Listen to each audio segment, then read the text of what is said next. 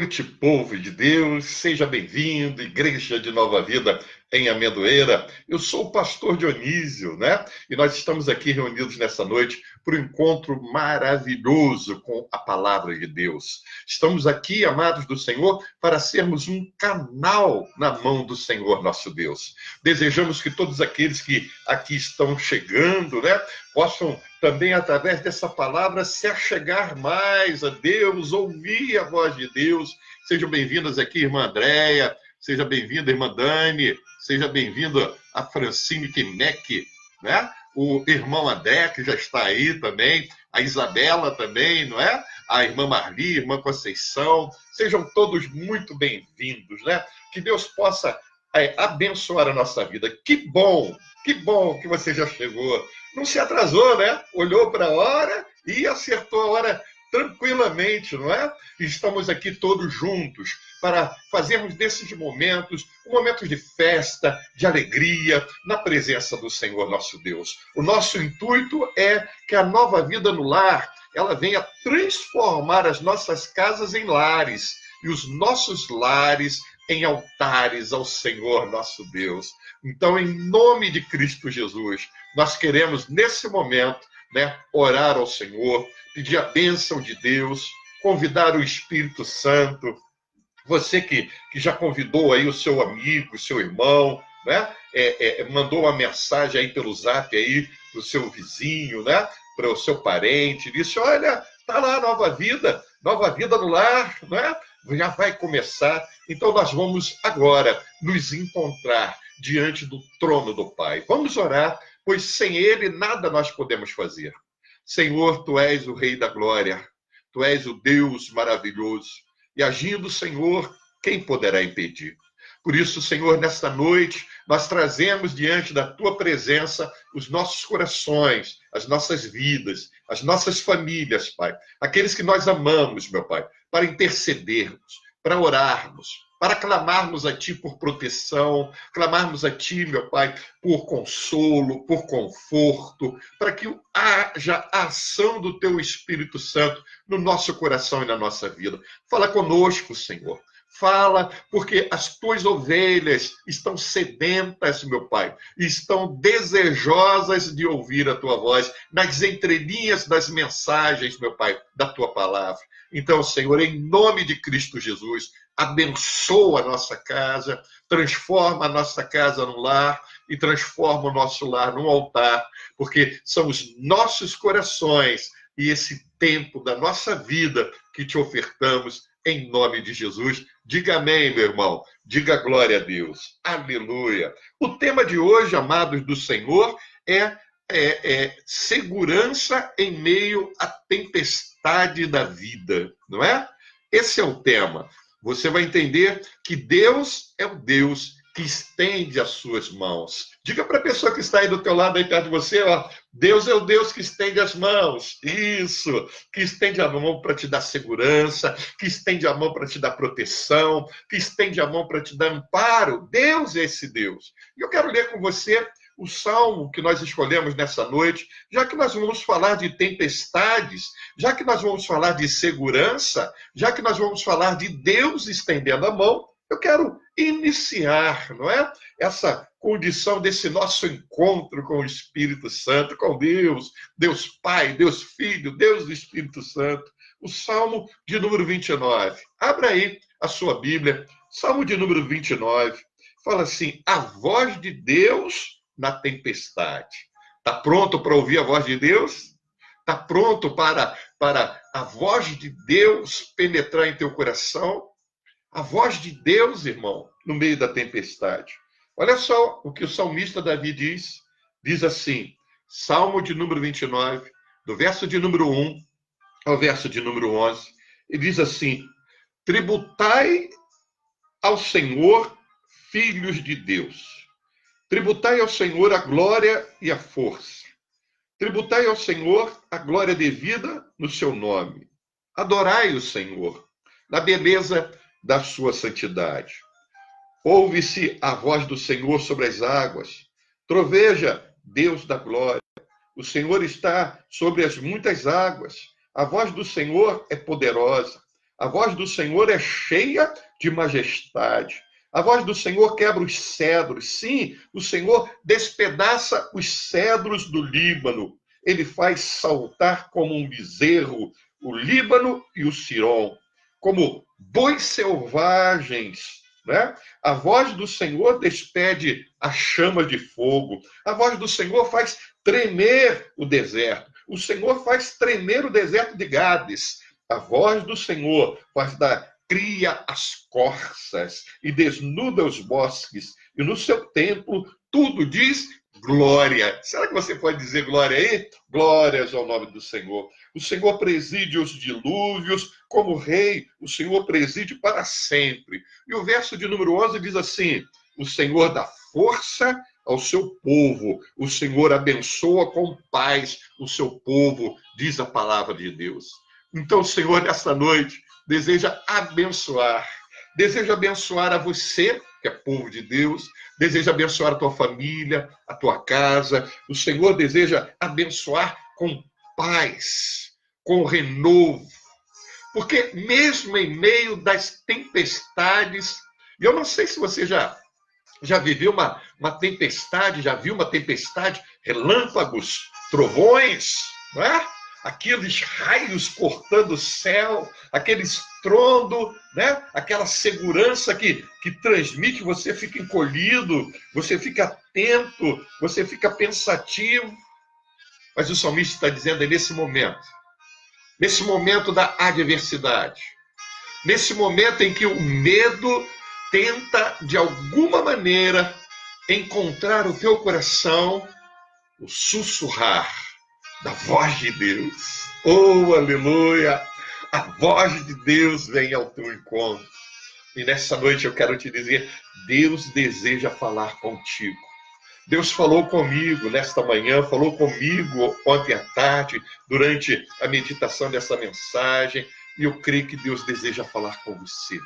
Então te prepara, porque o Senhor dos Exércitos, o Deus que fala e os montes tremem, o Deus que fala e os montes saltam como bezerro, o Deus que fala e eles saltam como boi selvagem, o Deus que fala e despeça chamas de fogo, o Deus que fala e faz tremer o deserto, que fala e faz tremer Gades, o Deus que fala e a sua voz faz com que as corças venham da cria, o Deus que tudo faz, que tudo vê, o Deus que os céus dão glória. Então começa a dar glória aí, começa a dizer aleluia, começa a dizer seja bem-vindo, Senhor, que a tua presença, a tua maravilhosa presença esteja no nosso meio, em nome de Jesus. Aleluia ao nosso Deus. Eu não sei se você percebeu aí, se você notou, nós colocamos aí o tema, né? Segurança em meio a tempestades, né? O Deus que estende as mãos. E botamos aí o salmo, né, de introdução, voz de Deus na tempestade, salmo de número 29. Agora nós vamos para a palavra, não é? Nosso encontro aqui é para nós matarmos a nossa saudade, verificarmos aqui cada irmão, né, estarmos coletivamente, né, unidos no mesmo propósito de estarmos ouvindo a voz de Deus, mas nós precisamos da palavra do Senhor para isso. Então eu quero, junto com você, abrir o Evangelho de Mateus. Evangelho de Mateus, capítulo de número 14, do verso 22 até o verso de número 33, 11 versículos. Mateus 14, verso de número 22 até o verso de número 33, não é? Novo Testamento, no cronograma bíblico da posição dos livros, Mateus é o primeiro evangelho. Então está aqui Mateus, capítulo de número 14, o sobrenatural de Deus, né? Uma maravilha do Senhor. Diz o título, Jesus anda por sobre o mar. Você já encontrou aí? Evangelho de Mateus, está olhando para o capítulo de número 14, está com seus olhos colocados sobre o versículo de número 22. Então me acompanhe, por gentileza. Jesus anda por sobre o mar. Diz assim a palavra do Senhor. Logo a seguir, compeliu Jesus, os discípulos, a embarcar e passar adiante dele para o outro lado. E enquanto ele despedia as multidões, e despedidas as multidões, subiu ao monte, a fim de orar sozinho. Em caindo a tarde, lá estava ele só, diz a palavra do Senhor. E o verso de número 24 diz assim: entretanto, o barco já estava longe, a muitos estádios da terra, açoitados pelas ondas, porque o vento era o quê? O vento era contrário. E verso de número 25 diz: na quarta vigília da noite, foi Jesus ter com eles, andando por sobre o mar. E os discípulos, ao verem andando sobre as águas, ficaram aterrados e exclamaram: é um fantasma. E, tomados de medo, fizeram o quê? Gritaram, né? E verso de número 27 diz assim: mas Jesus, imediatamente, lhes disse: tem de bom ânimo, sou eu, não temas. Olha que maravilha, que palavra doce. Que doce palavra no meio de uma confusão, não é? No meio de uma incerteza, Jesus vem e diz: tem bom ânimo, sou eu, não temas. E o verso de número 28 diz assim: respondeu-lhe Pedro e disse: se és tu, Senhor, manda-me ir ter contigo por sobre as águas. E o verso de número 29, ele disse: vem, oh, aleluia.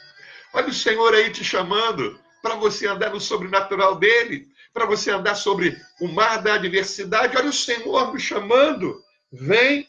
E Pedro, descendo do barco, andou por sobre as águas e foi ter com Jesus. Reparando, porém, diz o versículo de número 30, reparando, porém, na força do vento, teve o quê? Teve o quê? Teve medo, diz a palavra do Senhor. Teve medo. Olha só que condição. Uma emoção invadiu o coração de Pedro, uma emoção que talvez nessa noite você esteja aí vivendo, você esteja aí flertando com essa emoção, com esse medo, né? Medo com as incertezas, com as inseguranças, com a condição que todo esse quadro de pandemia coloca diante de nós. Diz o verso de número 30, reparando, porém, na força do vento, teve medo. E começando a submergir, gritou: salva-me, Senhor!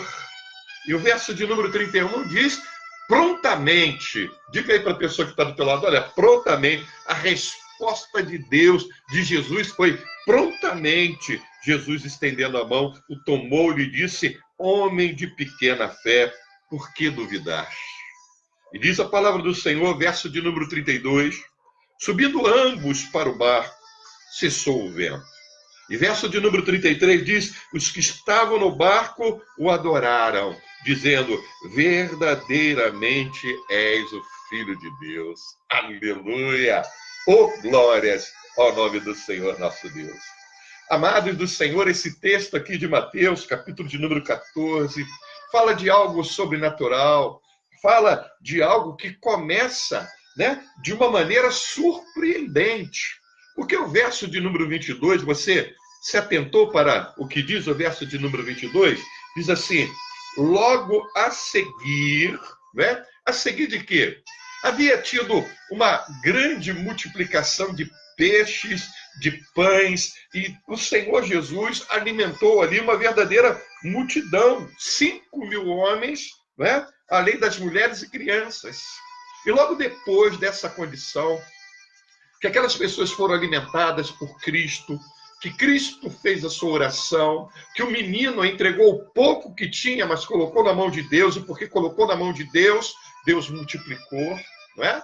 E alimentou toda aquela geração que ali está. O Senhor há de nos alimentar nesta noite através da sua palavra. O Senhor há de trazer conforto, trazer consolo aos nossos corações através da sua palavra.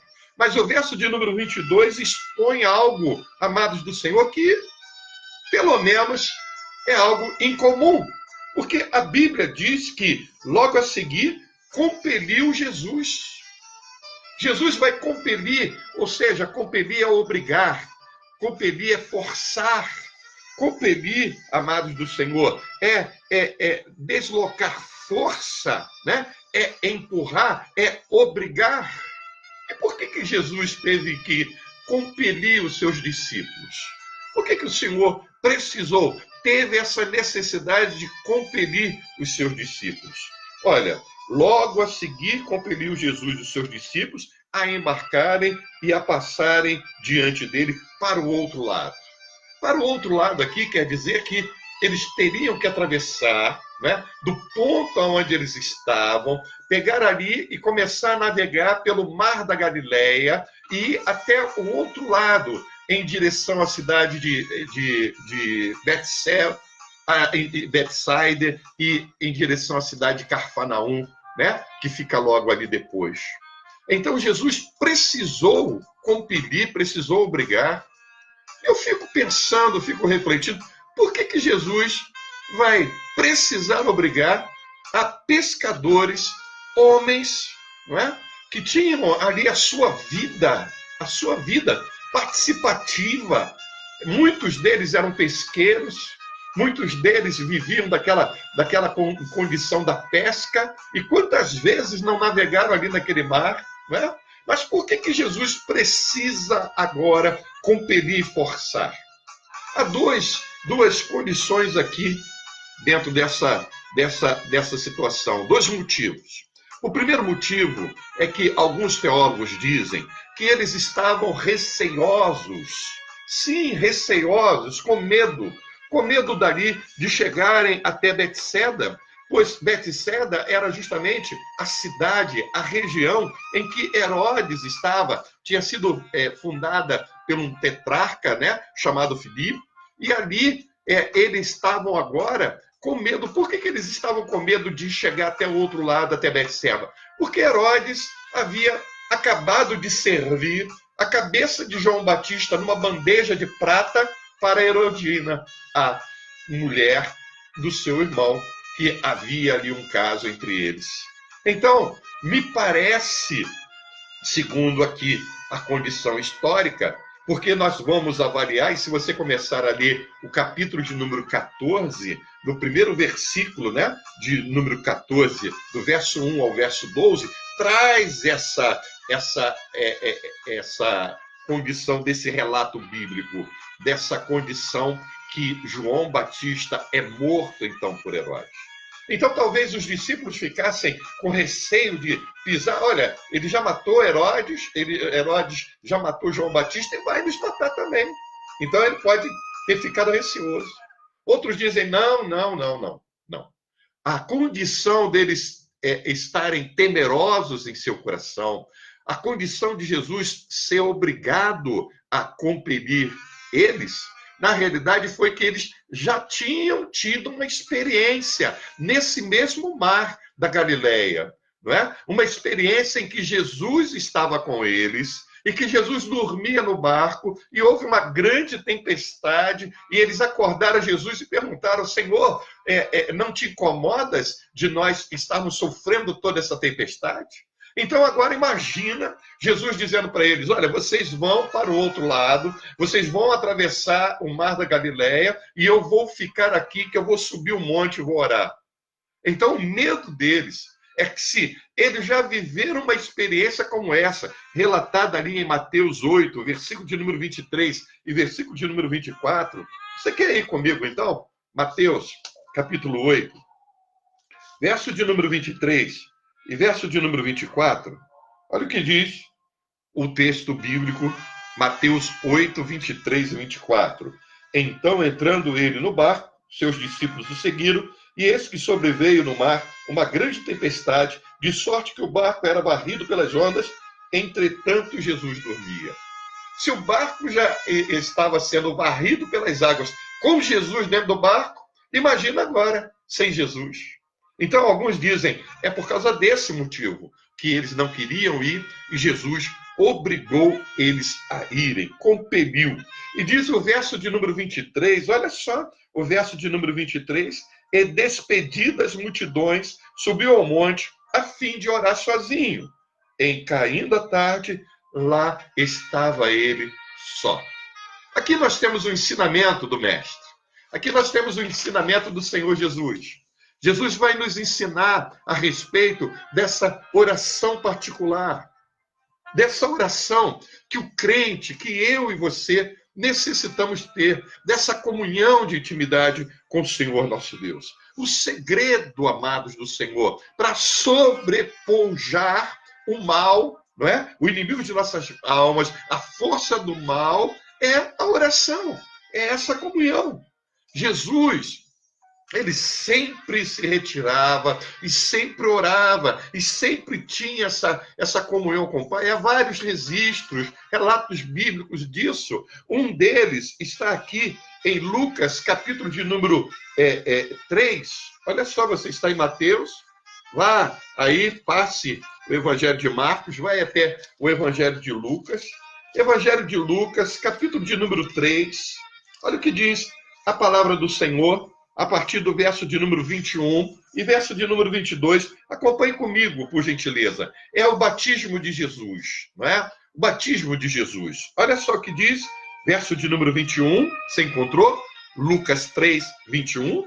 E aconteceu que, ao ser todo o povo batizado, também foi Jesus, e estando ele a orar, estando ele fazendo o quê? A orar. Olha como é que a oração fazia parte constante, né, do dia a dia, dos momentos do Senhor Jesus. Estando ele a orar, o céu se abriu. O céu se abriu e o Espírito Santo desceu sobre ele em forma corpórea como de pomba. Ouviu-se uma voz do céu: Tu és o meu filho amado, em ti me compraz. Olha que relato maravilhoso do evangelista Lucas. A palavra trindade não está na Bíblia, né? Não está. Mas aqui há uma referência ao Deus triuno, né? A esse Deus maravilhoso. Aqui está o Pai, aqui está o Filho, aqui está o Espírito Santo sendo representado em forma corpórea de uma pomba, não é? Olha só, é Pai, Filho e Espírito Santo. Um só Deus, eu desejo que você entenda isso, é um só Deus, né? Uma só vontade, uma só essência e três pessoas. Deus Pai, que é o Deus Criador, Deus Filho, que é o Deus Salvador, e Deus Espírito Santo, aquele que convence daqui do pecado, da justiça e do juízo, que santifica. Não é?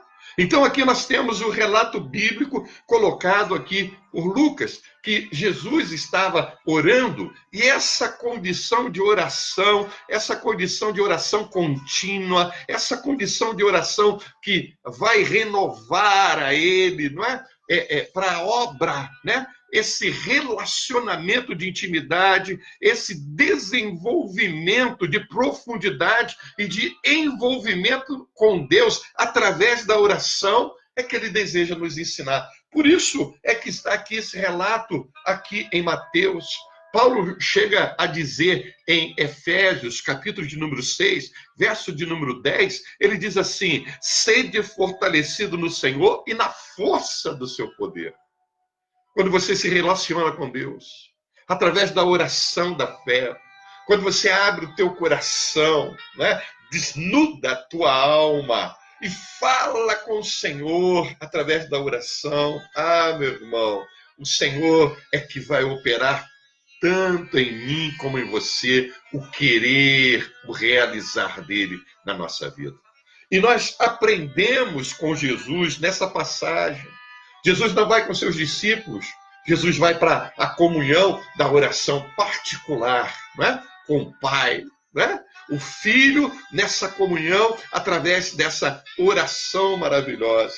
E a Bíblia vai dizendo assim, amados do Senhor, verso de número 24.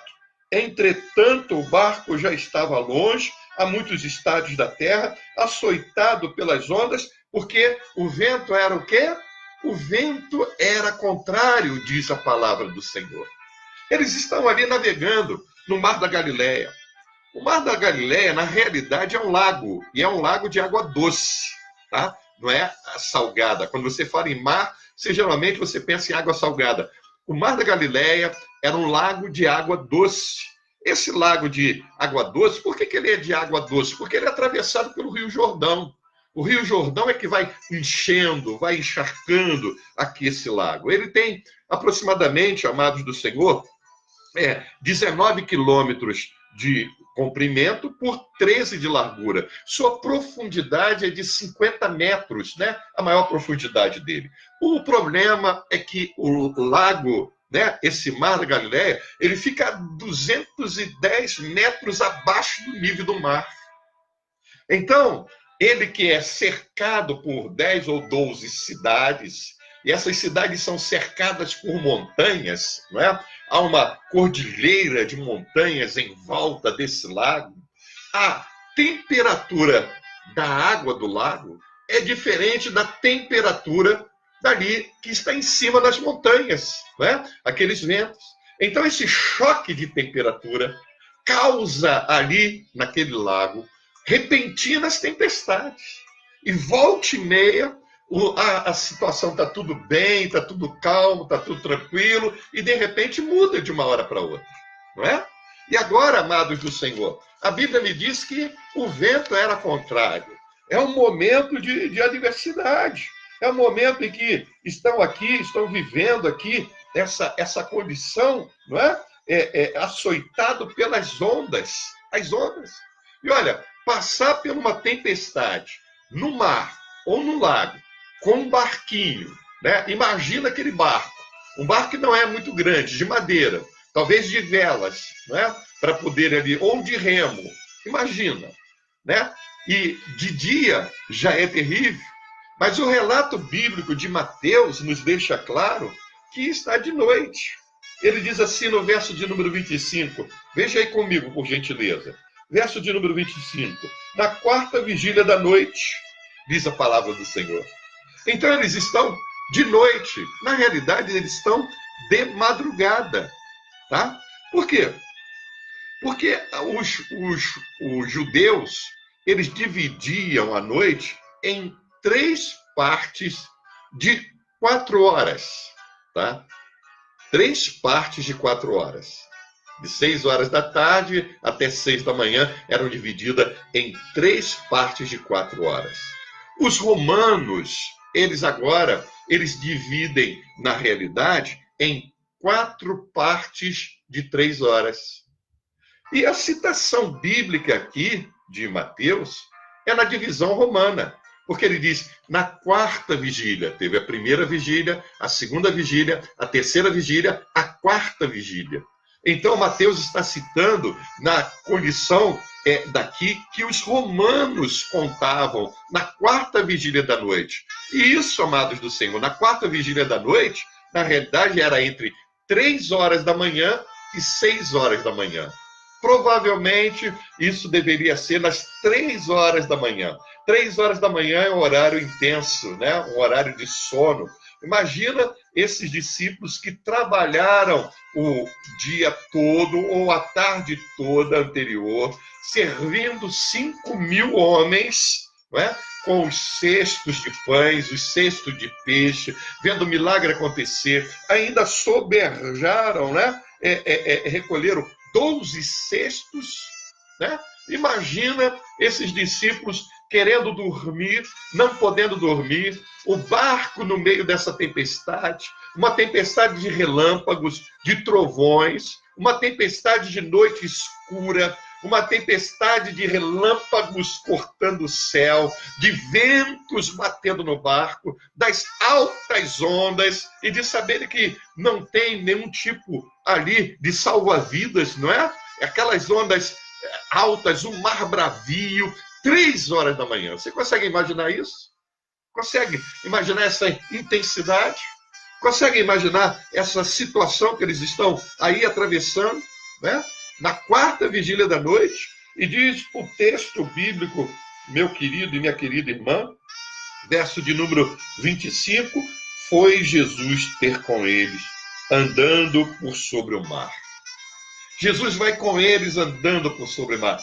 Justamente na hora de intensidade maior, naquela hora em que eles talvez já estivessem ali desistindo, naquela hora que eles estariam dizendo assim, nós vamos naufragar e vamos morrer, porque não tem como sobreviver a essa tempestade.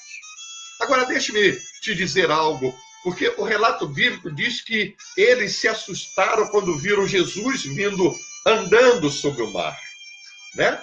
Eles vão se assustar. Havia, amados do Senhor, uma condição entre os marinheiros, né? Dessa situação que aqui está, e haviam nessa situação que era um sinal de naufrágio, eles virem, né? Uma aparição noturna para o marinheiro, na realidade era uma superstição, e eles achavam que se eles vissem algo, né, de sobrenatural, aquilo seria um sinal de naufrágio.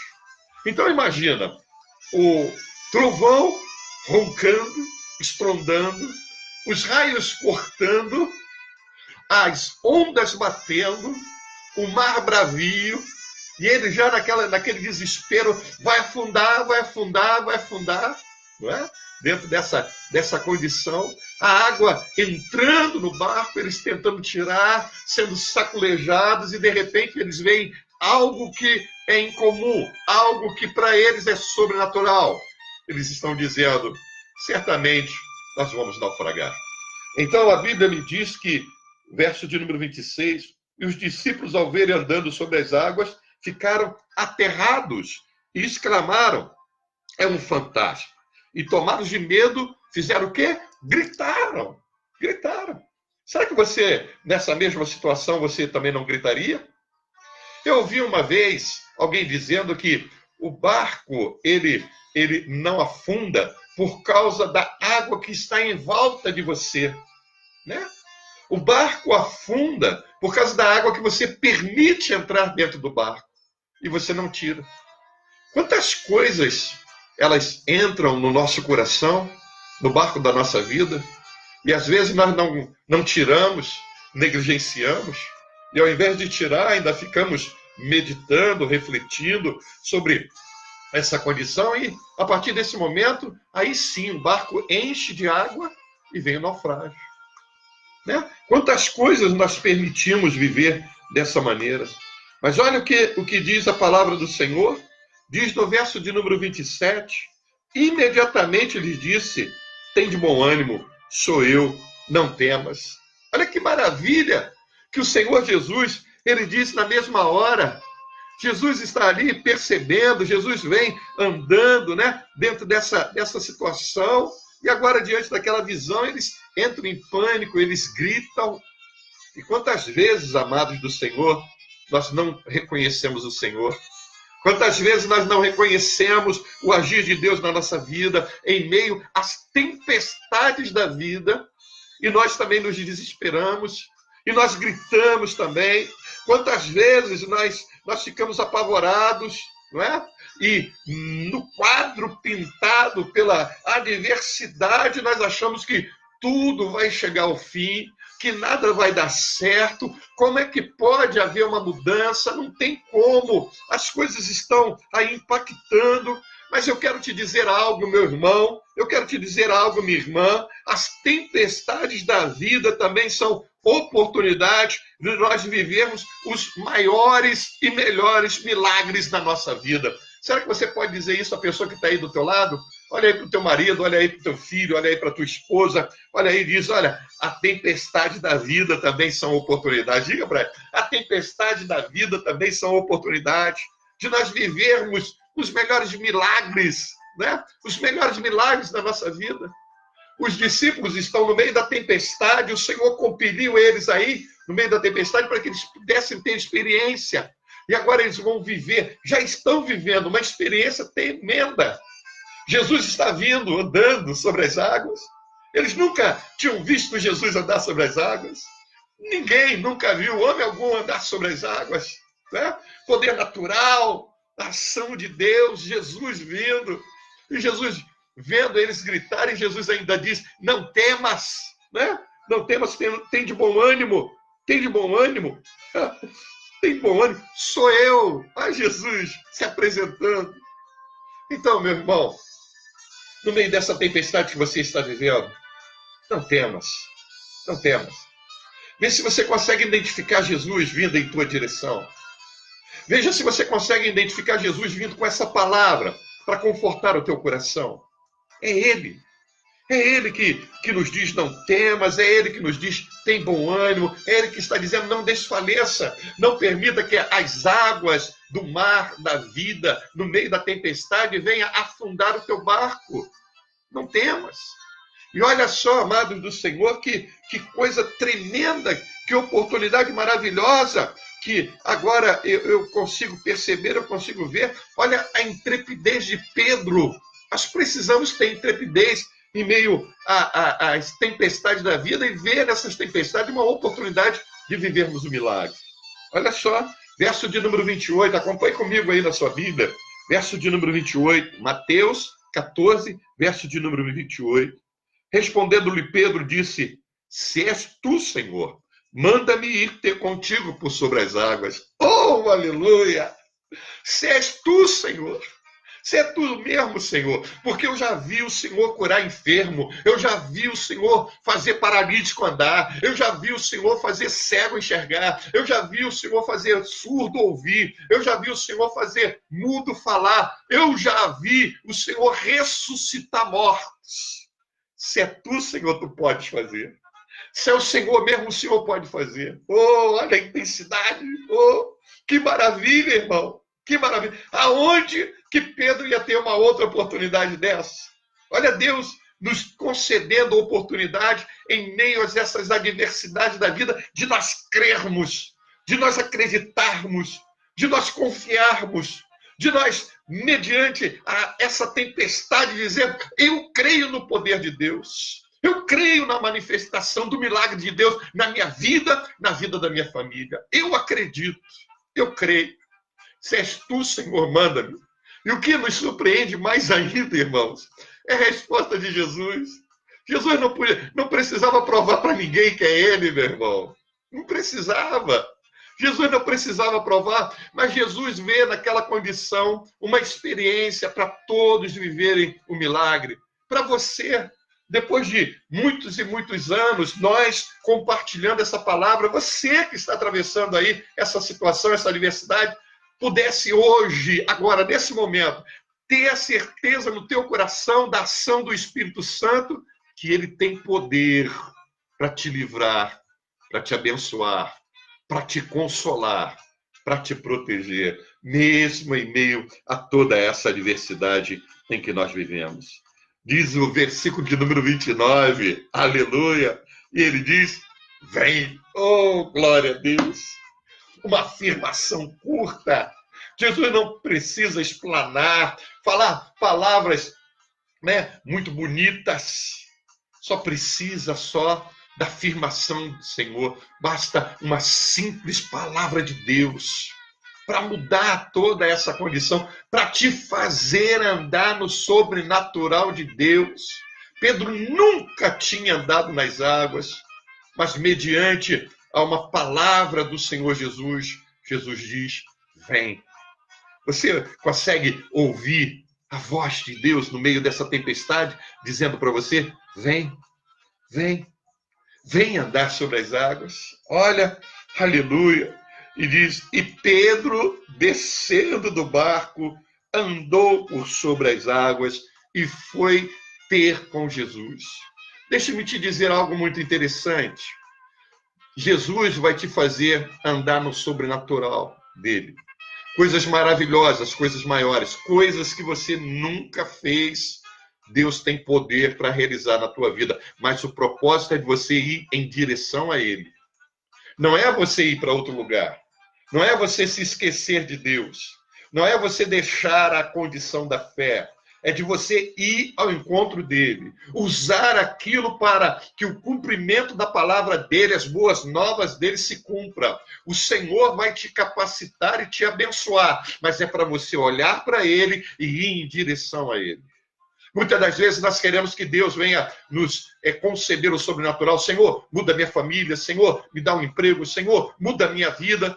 mas o histórico não é para nós irmos em direção a Jesus.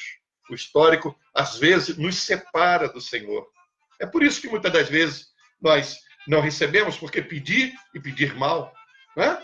Diz a palavra do Senhor. Mas aqui, amados do Senhor, acontece algo maravilhoso, surpreendente, né? Dentro dessa condição, ele caminha sobre as águas. Ele caminha sobre as águas, né? Ele caminha, ele vai caminhando, vai caminhando, diz a palavra do Senhor. Mas o verso de número 30 fala algo, amados. Diz assim, reparando. Diga aí para o teu irmão, olha, reparando. Viu como é que se você reparar, você perde o foco? Quando você começa a reparar, não é? Reparar nas coisas, reparar nos irmãozinhos da igreja, reparar na igreja, reparar na condição disso ou daquilo. Como é que afasta você do alvo, do propósito? Olha como é que o reparar desvia a sua atenção. Pedro começa a reparar.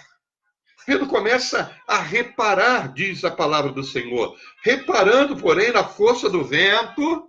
Olha, primeiro ele começou a reparar.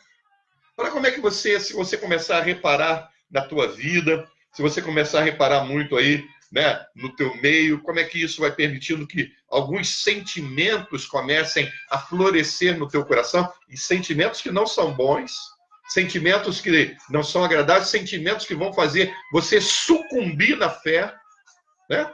Você propagar, você sucumbir. Diz a palavra do Senhor, reparando, porém, na força do vento, teve medo, e começando a submergir, diz a palavra do Senhor. Olha que situação. Pedro vai andar sobre as águas, Pedro vai viver o milagre, mas Pedro começa a reparar, não é? A reparar.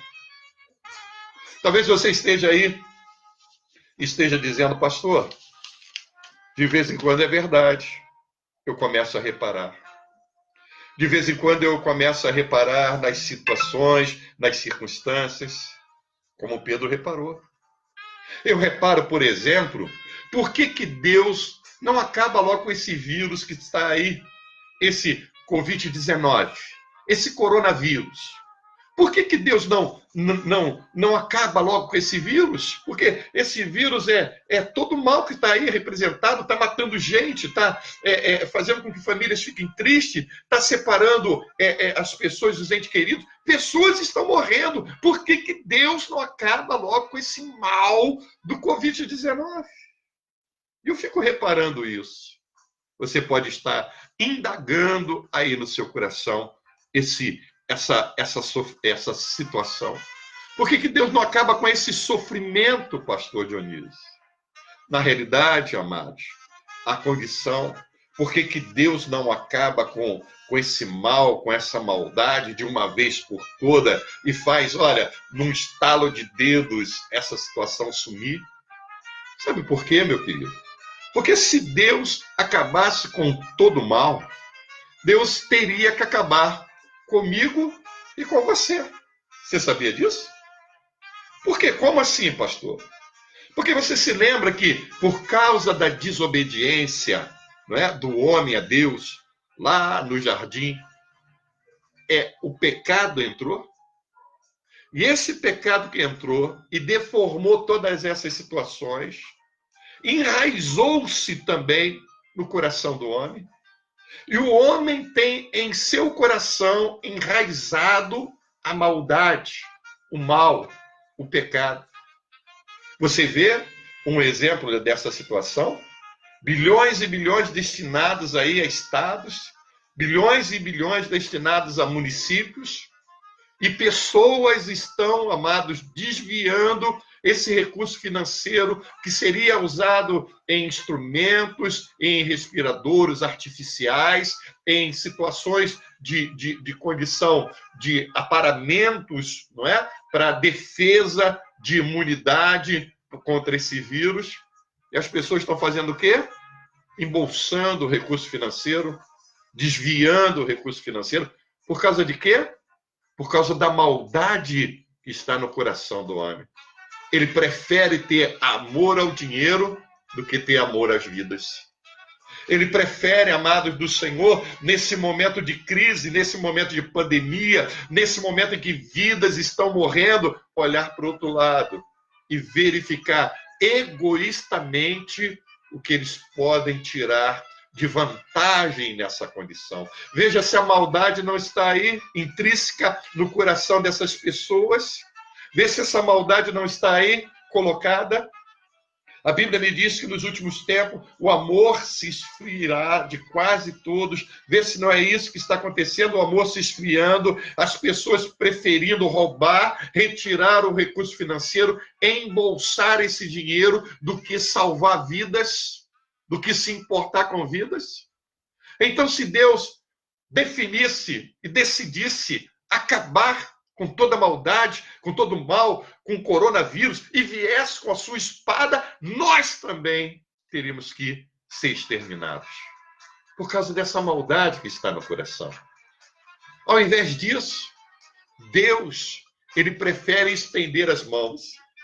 Tem alguém aí perto de você? Estenda a mão para ele. Diga, olha, Deus prefere estender a mão. Diga para ele, ó, Deus é o Deus que estende as suas mãos. Diga para ele, Deus é o Deus que estende as suas mãos. Nunca se esqueça disso. No sofrimento, na adversidade, quando a tua alma perguntar ao teu coração por que Deus não acaba com esse meu sofrimento, por que Deus não acaba com essa maldade, por que Deus não acaba logo com essa situação, diga e responda com lágrimas e diga, Deus prefere, Deus estende a sua mão. Deus estende a sua mão. Olha só o que diz a palavra do Senhor, verso de número 31, diz assim, e prontamente Jesus, estendendo a mão, tocou-lhe. Jesus lhe estende a mão, meu irmão. Jesus não vira as costas. Jesus não diz assim, peraí, Pedro, pensei que você fosse até o fim, você chegou tão perto ao ponto de eu estender as mãos e te alcançar, por que você não continuou? Jesus não virou as costas, Jesus não foi embora, Jesus estendeu as mãos. Jesus, ao invés de desejar e acabar com a maldade, e essa maldade teria que acabar conosco também, Jesus estende as mãos, porque Pedro gritou, salva-me, Senhor. Jesus estende as mãos para me salvar, para te salvar. Jesus veio salvar o perdido, Ele está nos salvando. Jesus está com suas mãos estendidas. E no estender das mãos, eu quero te dizer aqui, há uma ligação. No estender das mãos, meu irmão, há uma segurança. No estender das mãos, meu querido, minha querida irmã, há aqui um zelo, há aqui, amados do Senhor, uma definição. Jesus sente o mesmo sentimento que você está sentindo. Jesus sofre contigo. O mesmo sentimento, o mesmo sofrimento que está aí no teu coração, pela perda do teu pai, pela perda da tua mãe, pela perda de alguém, a perda da tua liberdade momentânea, que você está aí nesse isolamento social, pela situação aí do teu emprego. Jesus sente isso também no seu coração. Isso está no coração do Pai. Jesus sente. Jesus sente. Oh, aleluia. Jesus sente, meu irmão. Jesus sente, minha irmã. Jesus está sentindo, pastor, como é que eu posso saber que Jesus está sentindo? Abre aí, por favor, João, capítulo de número 11. Evangelho de João, capítulo de número 11.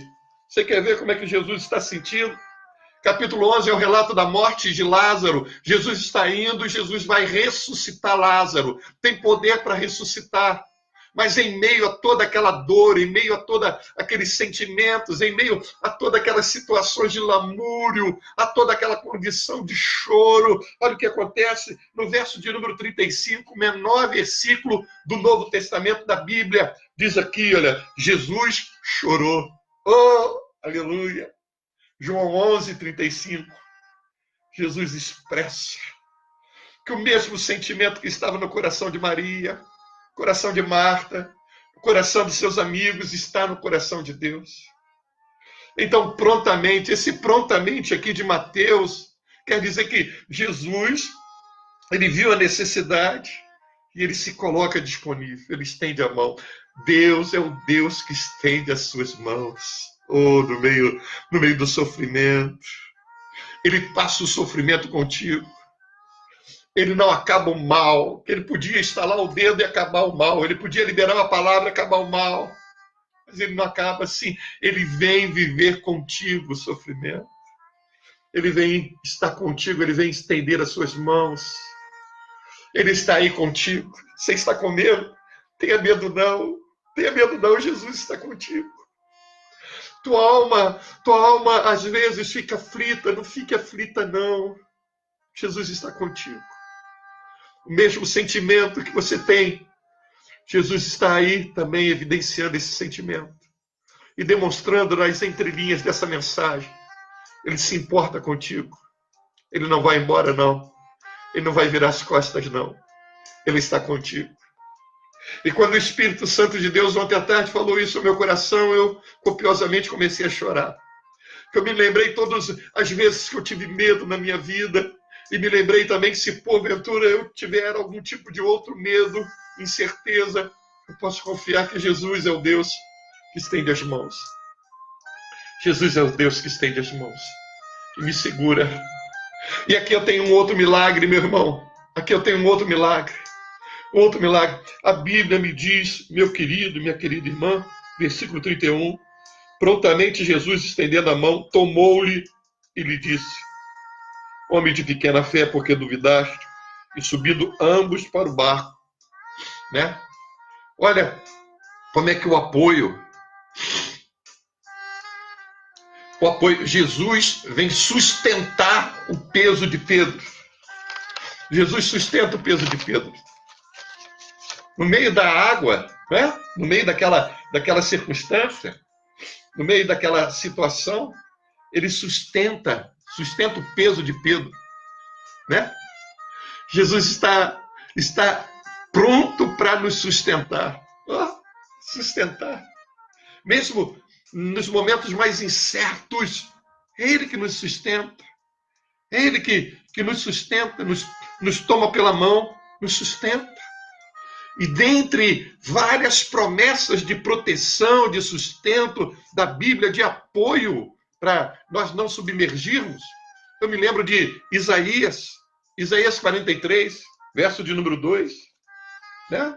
Você se lembra? Isaías, abre aí a Bíblia, em Isaías 43, verso de número 2. Olha o que diz a palavra do Senhor. Deus é o Deus do resgate. É o Deus que nos resgata, é o Deus que nos estende as mãos, é o Deus que nos sustenta, é o Deus que nos apoia, é o Deus que estende as suas mãos. E ele diz assim no verso de número 2: quando passares pelas águas, eu serei contigo. Oh, aleluia! Quando pelos rios, eles não te submergirão. Quando passares pelo fogo, não te queimarás, nem chama arderá em ti, diz a palavra do Senhor. Mas você percebe algo aqui nessa promessa? A promessa não é de você não passar. Você percebeu isso? Olha o que diz: quando passares. Então a promessa não é você nunca vai passar. Não, a promessa é quando você passar, essas águas não vão te submergir. Porque o Senhor é o Deus que estende as mãos e vai te sustentar, vai te apoiar, sabe? Vai te dar segurança, vai te dar proteção. Você pode até passar, mas quando você passar, Deus está contigo. Quando você passar pelas águas, pelos rios, pelos mares, das adversidades, da tempestade da vida, quando você passar pela intensidade do fogo, sabe?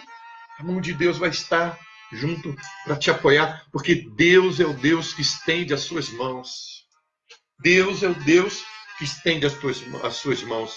E a chama não vai arder. Não vai arder. E diz a palavra do Senhor, no verso de número 32, diz assim: subindo ambos para o barco, cessou o vento. Ambos subiram para o barco. Meu irmão, o barco aqui, o barco com Jesus significa segurança, proteção. Quanta gente fora do barco, né? Quanta gente distante do barco. Quanta gente. Mas que nessa noite o Senhor está chamando para subir novamente do barco. Talvez você esteja distante do barco. E o barco aqui eu quero fazer uma alusão à igreja, à comunhão da fé, a essa condição de você fazer parte do corpo. Não é? Quanta gente fora. Mas hoje o Senhor está estendendo as mãos e te chamando para te dar a direção certa. A direção certa que o Senhor deu para Pedro foi subir no barco. A direção certa que o Espírito Santo de Deus está falando ao nosso coração é subir no barco. Subir no barco porque no barco tem a presença do Senhor. Subir no barco porque o barco é barco de comunhão. Barco é um lugar de abrigo. Então você precisa subir no barco. E quando você sobe no barco, o barco que tem Jesus, o vento cessa. E quando o vento cessa, porque a causa dessa tempestade era o vento soprando. O vento era o contrário. Você percebeu que o vento era contrário desde o início? Quando começou essa tempestade? Então, tem uma causa. Jesus quer fazer essa causa que está trazendo a tempestade na sua vida, seja familiar, seja econômica, seja financeira, seja de saúde. A causa. Jesus quer trabalhar na causa, porque a tempestade é a soma da causa. Mas Jesus quer trabalhar na causa. Jesus quer fazer esses ventos cessar, para que você possa ter paz, para que você possa ter alegria, sabe? Pastor, mas eu sou alguém como Pedro, que eu com intrepidez falei, Senhor, se é tu, porque eu já vivi muitas vezes o teu sobrenatural, eu já vi o Senhor enviando compras para minha residência quando eu não tinha nada, eu já vi o Senhor abrindo portas de emprego, eu já vi o Senhor me curando, eu já vi o Senhor entrando com providência, eu já vi o teu sobrenatural. Mas em meio a essa caminhada, às vezes eu duvido. Em meio a essa caminhada, às vezes o meu coração fica temeroso. As incertezas, né, vêm tentando me sucumbir. Essas incertezas, essas situações, essas dificuldades vêm me fazer titubear. Né? Mas eu quero te dizer algo nessa noite. Quero te dizer algo que diz aqui a palavra do Senhor no verso de número 33.